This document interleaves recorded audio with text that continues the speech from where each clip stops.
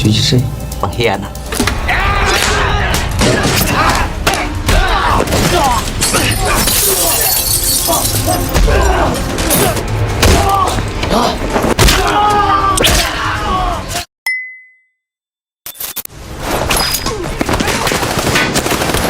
Halo guys, selamat datang kembali di Hits Movie.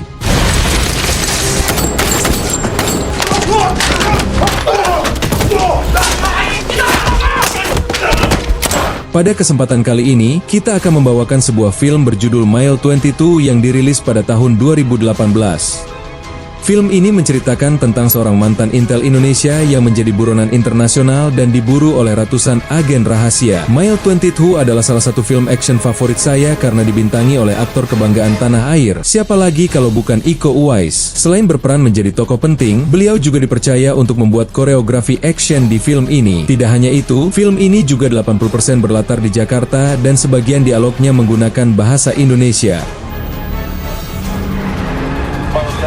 Tanpa basa-basi lagi, langsung kita simak alur ceritanya.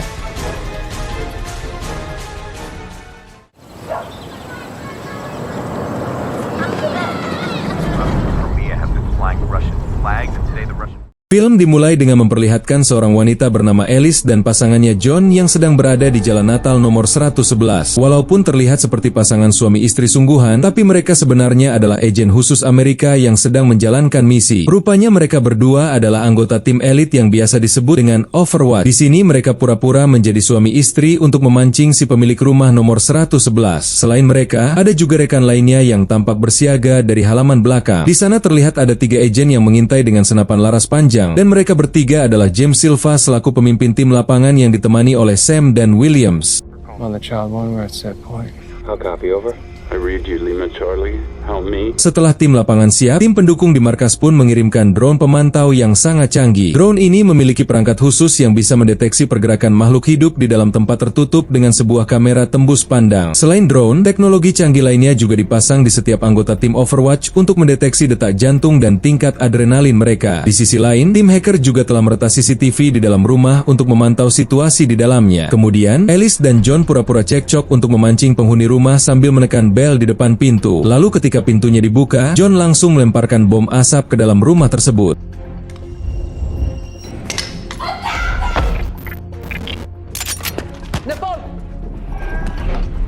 You, here. Hands on the wall. Setelah menggerebek rumah tersebut, tim Overwatch langsung menyandra 5 target yang ada di dalamnya. Sementara itu, Silva tetap berjaga di luar untuk menghindari ancaman tidak terduga. Di waktu yang sama, William bertugas untuk mengambil sebuah SS di penyimpanan data rahasia yang tersimpan di dalam brankas. I see 2 computers. 4 racks. Confirm. What about safe? Di tengah-tengah misi, mereka melakukan pendataan terhadap 5 sandera dan ternyata mereka adalah agen FSB Rusia yang sedang bersembunyi di rumah itu untuk melakukan spionase alias menyerang Amerika dari dalam. Namun salah satu dari mereka masih berusia 18 tahun dan terlihat belum berpengalaman. Tidak lama kemudian tim pemantau memberi sebuah informasi bahwa ada sosok mencurigakan yang masuk ke dalam rumah. Di sini tim pemantau langsung melaporkannya kepada ketua Overwatch bernama Bishop atau yang biasa dipanggil Mother. Mendengar laporannya, Bishop pun meminta Alice untuk mengecek dari dalam, dan seperti yang dikatakan Silva, dia tidak menemukan apapun kecuali lemari baju. Tapi menurut tim pemantau, orang mencurigakan itu berada di balik tembok. Alhasil Alice pun menekan tembok tersebut. Gun, gun, gun, gun.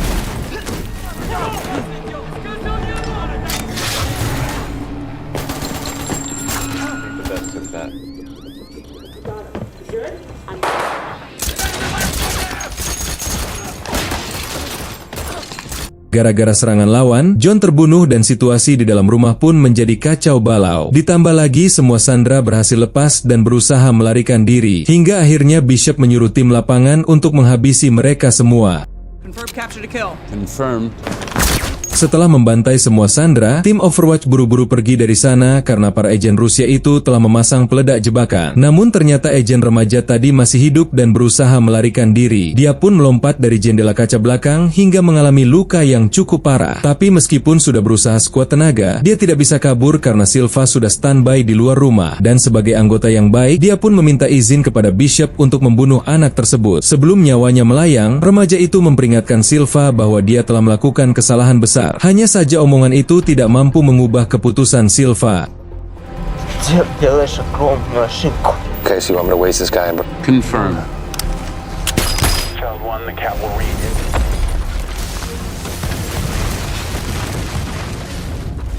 Setelah misi selesai, semua anggota kembali ke rumah masing-masing. Tapi walaupun misinya sukses, Silva tampak mengurung diri di rumah sembari menyesali tindakannya terhadap si remaja. Padahal dia memiliki prinsip untuk tidak membunuh anak di bawah umur. Namun dia terpaksa melakukannya demi kepentingan negara, dan pada akhirnya dia tidak bisa melampiaskan kemarahannya pada diri sendiri dan harus memendam penyesalan itu dalam-dalam.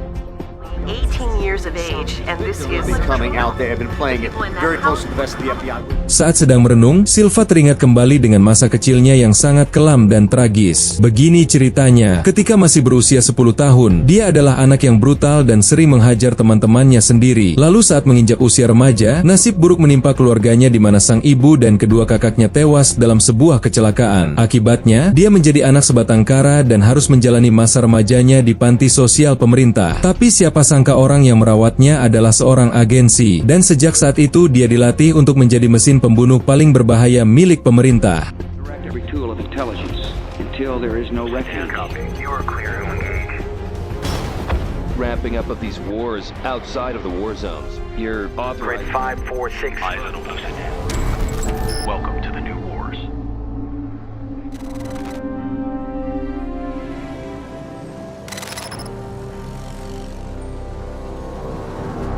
Tidak terasa 16 bulan berlalu dengan cepat. Kemudian kita diperkenalkan dengan mantan Intel asal Indonesia yang bernama Ali Nur yang tentunya diperankan oleh Iko Uwais. Di sini dia terlihat sedang membakar foto-foto kenangannya bersama keluarga sekaligus dokumen identitasnya. Entah apa yang terjadi, tapi yang jelas Ali menyimpan trauma setelah kematian keluarganya. Dari sorot matanya dia juga menyimpan dendam yang sangat mendalam. Di waktu yang sama, Silva, William, dan Sam sedang berada di Indonesia setelah melaksanakan sebuah misi. Akan tetapi misi tersebut gagal total karena target mereka tidak ditemukan. Rupanya mereka sedang mencari sebuah bahan kimia bernama cesium yang digunakan untuk membuat bom. Tapi berdasarkan laporan William, timnya tidak menemukan keberadaan cesium di lokasi. Di sana mereka hanya menemukan peti-peti berisikan senjata api dan beberapa lukisan palsu. Mendengar hal itu, Silva pun marah besar hingga menjatuhkan kue milik Sam. Padahal itu adalah kue ulang tahunnya.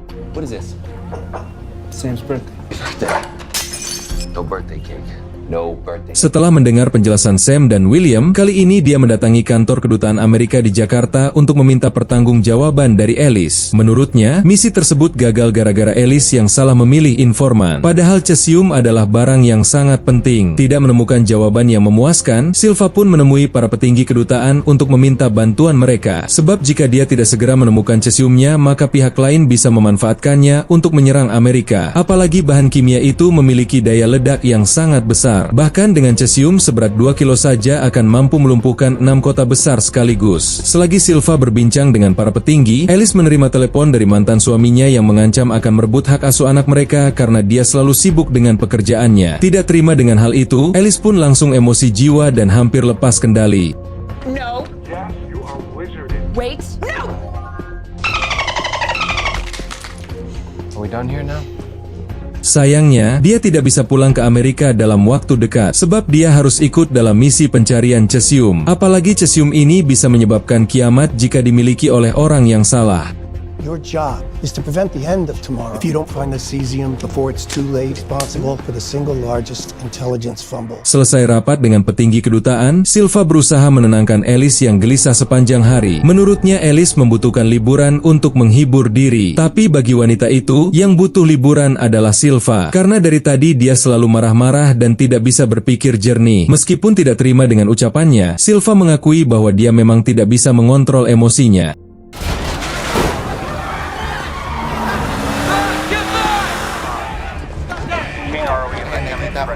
Di waktu yang bersamaan ada sebuah mobil yang menerobos masuk ke depan kantor kedutaan dan ternyata orang yang mengendarainya adalah Ali. Dia kemudian keluar dari mobil sambil mengacungkan sebuah harddisk. Dengan santainya Ali mengatakan bahwa harddisk tersebut menyimpan data lokasi 6 set cesium yang selama ini dicari oleh tim Overwatch. Mendengar pengakuan itu, para petugas keamanan pun langsung menahannya. Dengan santainya Ali pun sambil berzikir.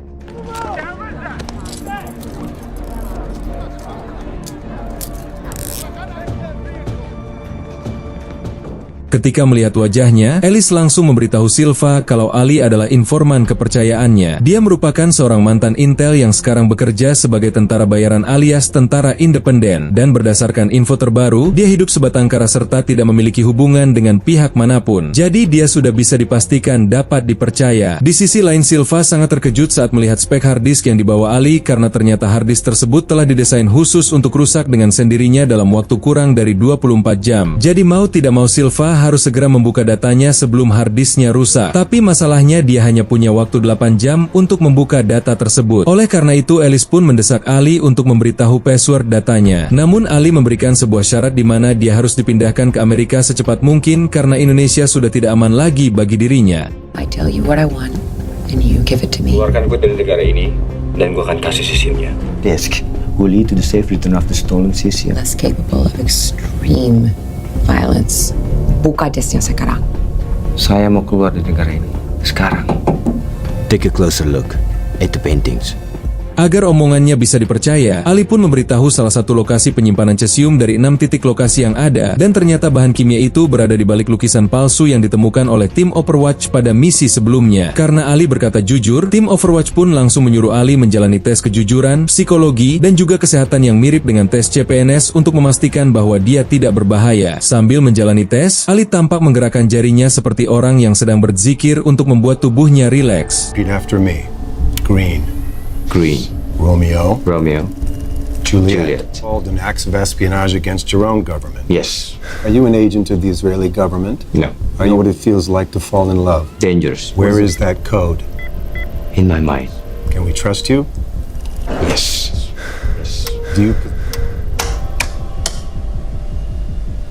Di lain pihak, kantor kedutaan kedatangan tamu dari Kementerian Pertahanan Indonesia yang diwakili oleh Wakil Menteri dan seorang agen khusus dengan nama samaran AL. Tapi kita panggil saja dia Samidi. Rupanya mereka sedang mencari Ali yang telah menjadi buronan karena dianggap telah menjual rahasia negara. Di kantor kedutaan itu, mereka mendesak Duta Besar Amerika untuk menyerahkan Ali kepada pihak Indonesia sebab dia adalah orang yang sangat brutal. Meskipun begitu, pihak Amerika membutuhkannya untuk membuka password data cesium. Jadi mereka tidak akan melepaskan Ali sebelum membuka isi harddisknya.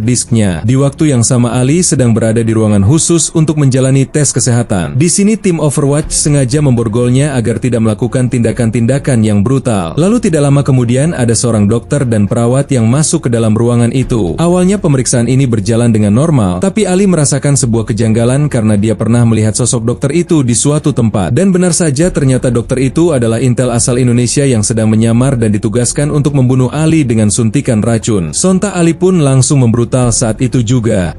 Pengkhianat.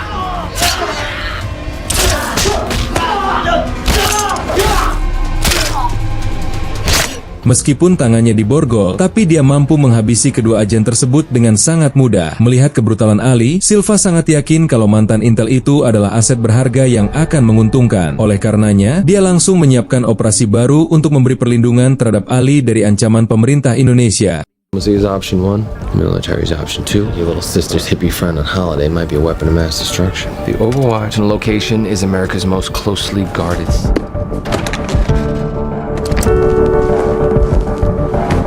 Two were abandoned, there's only one thing left.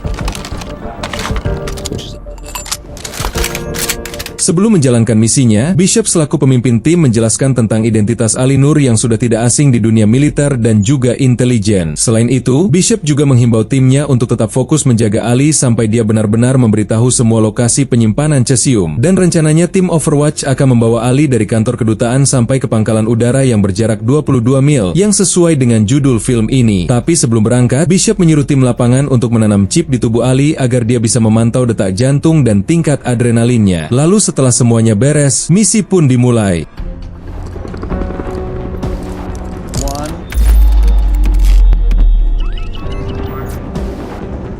Dalam misi ini, mereka hanya memiliki waktu kurang dari 7 jam untuk sampai di pangkalan udara. Karena jika terlambat, maka Ali tidak akan memberitahu passwordnya dan harddisk tersebut akan rusak. Agar misinya berjalan lancar, Bishop dan tim pemantau akan menentukan rute yang paling aman serta meretas sistem lalu lintas yang ada di sana.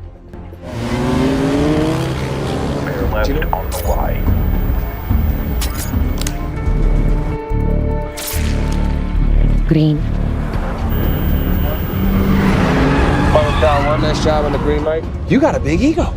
It's not ego. Do you know why people commit espionage against their own government? Di tengah perjalanan, Silva bertanya kepada Ali kenapa dia mengkhianati negaranya sendiri. Lalu dengan santai dia menjawab kalau negara yang selama ini dia bela telah membuat keluarganya tewas dengan mengenaskan. Jadi ini adalah alasan kenapa Ali ingin membocorkan lokasi penyimpanan cesium. Di sela-sela perbincangan, ada segerombolan geng motor yang tampaknya sedang membuntuti mereka. Tidak hanya itu, semua peralatan komputer yang ada di markas juga mati secara mendadak, sehingga Bishop tidak bisa berkomunikasi dengan tim lapangan. Sontak Bishop pun bertanya-tanya siapa yang mampu menebus sistem komputer canggihnya, karena kalau dipikir-pikir Indonesia tidak mungkin bisa melakukannya. Apalagi peralatan mereka sangat terbatas gara-gara dananya dikorupsi oleh para pejabat. Lalu setelah diotak-atik, tim pemantau akhirnya berhasil memulihkan akses komputer mereka dan sudah bisa berkomunikasi lagi dengan Silva. Kemudian Bishop menyuruh tim pemantau untuk mengecek kondisi tim lapangan. Lewat rekaman drone mereka melihat geng motor itu menempelkan benda kecil di salah satu mobil tim lapangan, dan saat akan memberitahu Silva, tiba-tiba mobil itu langsung meledak.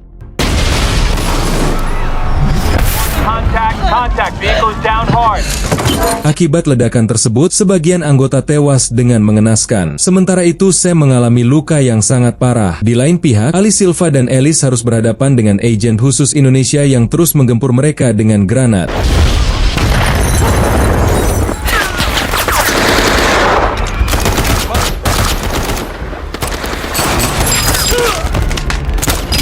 Ketika yang lain baku tembak, Ali justru memilih untuk bermeditasi karena tangannya masih diborgol. Bersamaan dengan itu, Alice berusaha mengobati Sam yang sedang sakaratul maut. Namun lama-kelamaan agen dari Indonesia terus berdatangan dan mengepung mereka dari berbagai sisi. Melihat situasi yang semakin kacau, Ali pun memutuskan untuk turun tangan dan menghabisi semua musuh yang mendekat.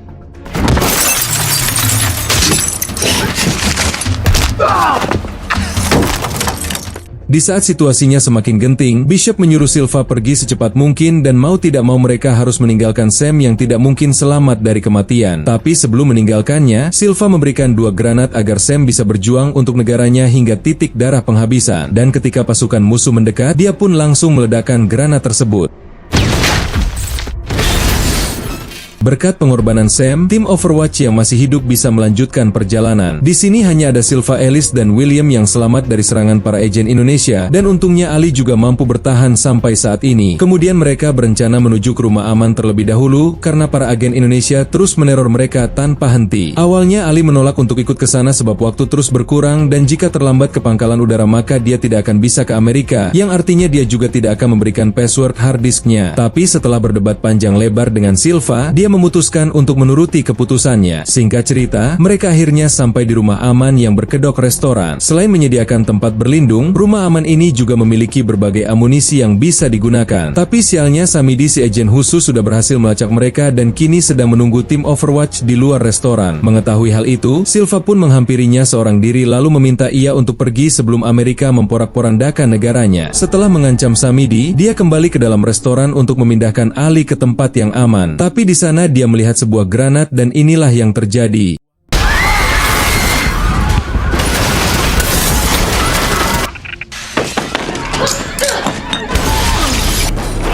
Child 1, mother. Status, please. Akibat ledakan tersebut, tim Overwatch pun lagi-lagi terpojok oleh pasukan Samidi. Bahkan William mengalami luka yang sangat parah dan tidak mungkin bisa melanjutkan misinya. Melihat itu, Ali pun tidak bisa tinggal diam dan langsung menghajar semua orang yang menghalangi jalannya.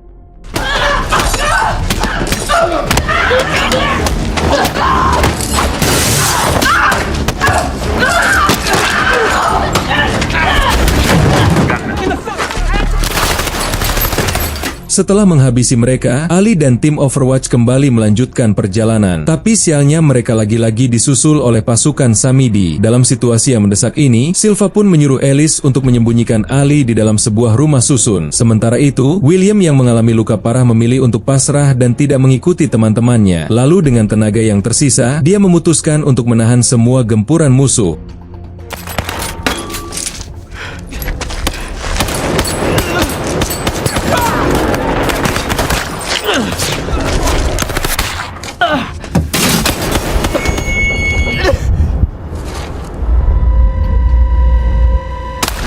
Nasnya William tidak bisa bertahan lama dan tewas di tangan Samidi dan sekarang yang tersisa hanyalah Silva, Ali dan juga Alice. Di dalam gedung mereka kembali dikepung oleh pasukan Samidi. Tapi saat tim Overwatch sedang berusaha keluar, Alice justru terpisah dari Ali dan Silva ketika ingin melindungi bocil dari serangan anak buah Samidi. Masuk!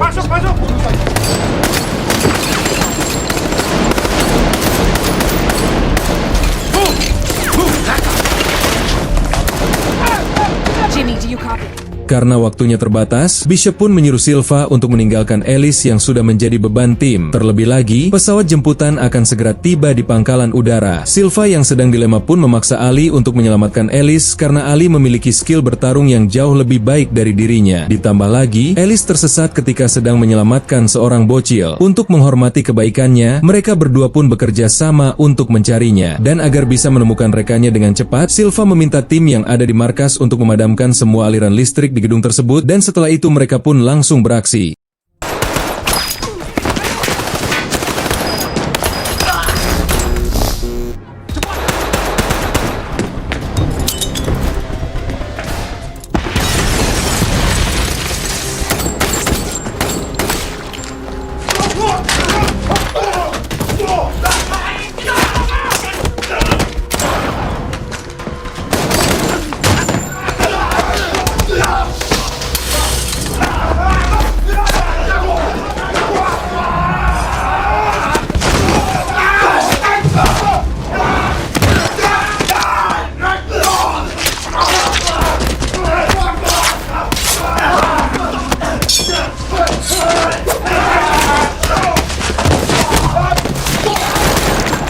You mean the low-level cop? All day, baby. Berkat skill silat Ali, mereka pun berhasil memukul mundur pasukan Samidi. Di sisi lain, kondisi Alice kian terdesak dan amunisinya pun sudah habis. Jadi mau tidak mau dia harus mencari jalan keluar untuk melarikan diri. Tapi sialnya, saat dia hendak keluar dari gedung, ada seorang anak buah Samidi yang menghadangnya. Dan karena tidak punya senjata, Alice pun memecahkan kaca jendela dan mengambil potongan kaca itu untuk menyerangnya.